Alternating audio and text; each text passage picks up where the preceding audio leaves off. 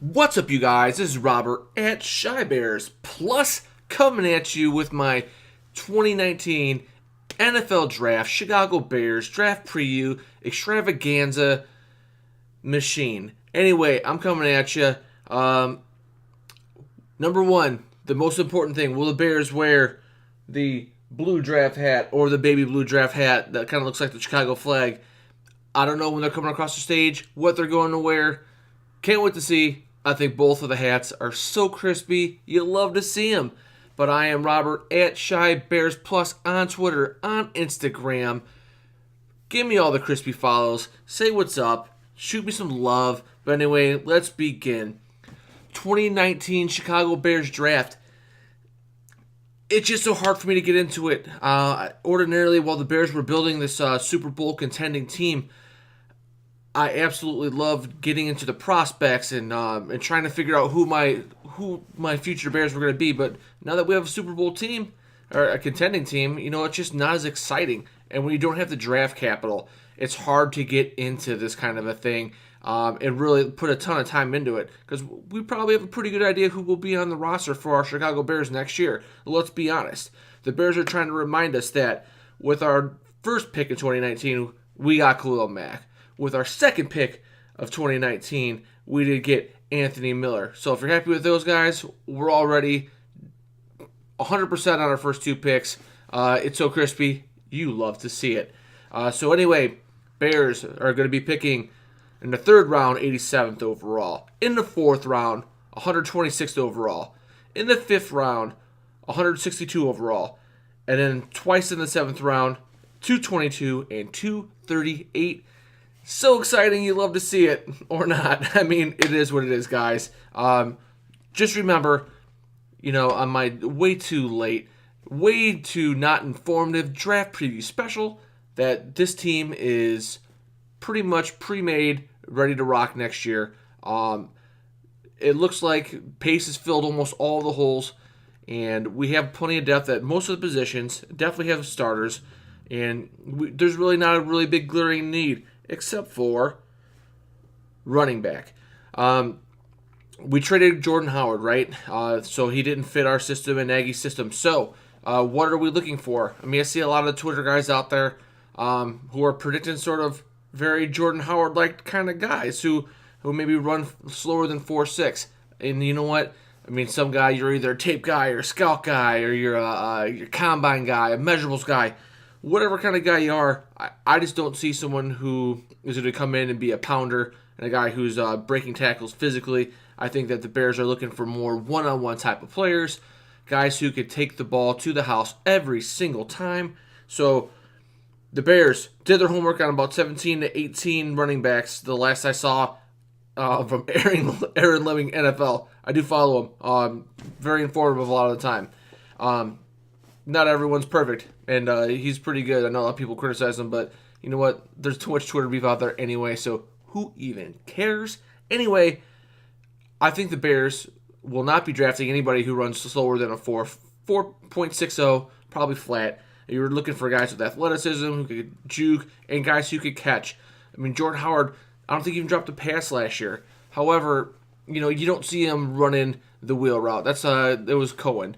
The Bears were, by all accounts, predictable depending on which running back was in. And the Bears want to be unpredictable.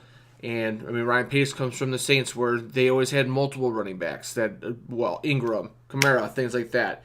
If the Bears had a Kamara type, quite possibly, they could be a little bit more explosive. And they would, be a little bit less predictable and a lot harder to stop. Let's just put it like that. So, while we're on the subject, why not draft two? I mean, what other holes do you really have? Whatever glaring needs do you really have? I see you could take two. Plus, there's a ton of imperfect running backs in this draft, right? Who's your Saquon Barkley? And how many Saquon Barkleys are there every draft? Well, you know what? Just because you get your guy who's explosive and, maybe he's not going to be the guy who gets between the tackles and he's a bust. and he wants to run outside, break everything outside, why not take 2 cracks at it? Or why don't you take your running back in the 3rd round and then go ahead and come back around in the 4th round and take like a Bryce Love, a guy who ran for 2,200 yards, blazing speed, 4.4 kind of a guy before he got hurt. Yeah, you're taking a chance on him not coming back from the ACL injury, but modern science, dude, how many people come back from surgery and perform extremely well at the very next level? But the guy is a baller. There's no doubt about that. Probably would have been a first-round pick if he didn't get hurt. So why not take a flyer at that point?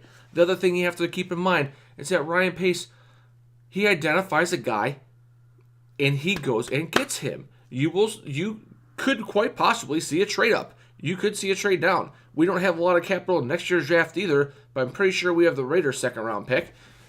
That might be up for grabs if, late 2nd or 3rd. Maybe Pace will find a way to get it done.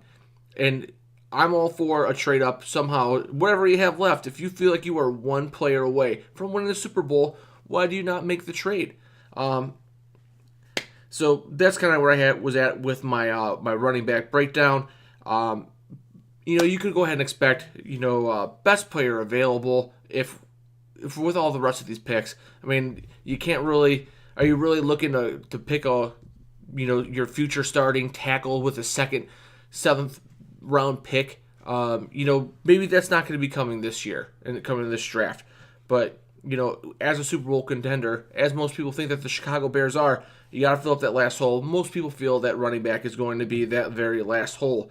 I don't have a ton of confidence in Mike Davis. I think he might be on the roster. He'll probably play some teams. I don't think he'll probably pound some balls in for some touchdowns and get some tick here and there. I don't know that he's going to be a guy like they're kind of posturing before the draft that he's going to get 25 carries or something like that in a game. Like, he can carry the workload. Well, a lot of people can. Are they going to do it on this team? Probably not, Guy. I think they were going to be splitting a lot of carries in 2019-2020 season. So that's where we're at with that. I've been seeing a lot of people throwing tight end out there. Is Trey Burton going to have a joint lockup if he's going to play the Philly Eagles at some point again? I don't know. Hopefully they get that situation figured out. If he's on the team, do we really need to worry about who's going to be our 4th tight end? I think it's a pretty solid group as it is. So sue me. It is what it is. But there's obviously a guy out there who's got great measurables and you want to take a chance on him, go ahead and take a chance. I don't know who the 4th tight end on this team roster is going to be or on the practice squad. Whatever. I think we got Broniker is an undrafted free agent, or if it was not, maybe it was a 7th round pick out of Harvard. Pace finds these guys, these undrafted free agents, and you got to look out for them. Speaking of guys like that, Bryce Callahan, if you're worried about replacing Nickel, I know that we did replace Nickel through free agency. However, if you're looking for a younger guy, someone who's going to develop, Cravon LeBlanc, Bryce Callahan, these are guys that were undrafted. We picked up one from another team. We signed the other one. Pace is great at finding these guys who are under 6 foot that play very well and end up stepping up and being phenomenal nickel cornerbacks. But cornerback, Prince of Makamura, not on a super long-term deal.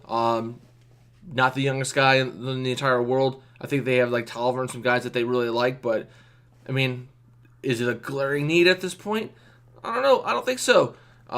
Best player available is what we're going to see probably with this draft. Guys that are highly rated, high character guys. That's what you're going to see from Ryan Pace. Guys within measurables, guys who perform at the next level. The final thing what you need to look for is going to be guys from small schools with monster stats, good measurables that they really, really like, with great character. Tariq Cohen, took a chance on Adam Shaheen. Maybe that's a bust. I don't know. We've never seen a real healthy full season. You see great flashes, but nevertheless, you definitely see them dip into the D2 and lower, finding guys that they really, really like, and they're not scared to take them. So those are things to look for.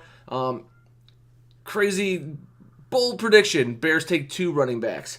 And you know what? If you took a Bryce Love type in the 4th round, and all the rest of your holes are filled pretty much anyway, and you're probably looking at undrafted free agents filling out the bottom 1/8 of the roster, why not even if he doesn't even play this year, even if he's not ready until November, you put him on IR, and then next year you have the guy who ran for 2,200 yards 2 years ago in college. So crispy. You love to see it. That is my draft preview. Can't wait to see who the Bears get. I love getting new Chicago Bears. Who doesn't? Can't wait to root for them. They're so crispy. You love to see it. Thanks for watching. That's all she wrote.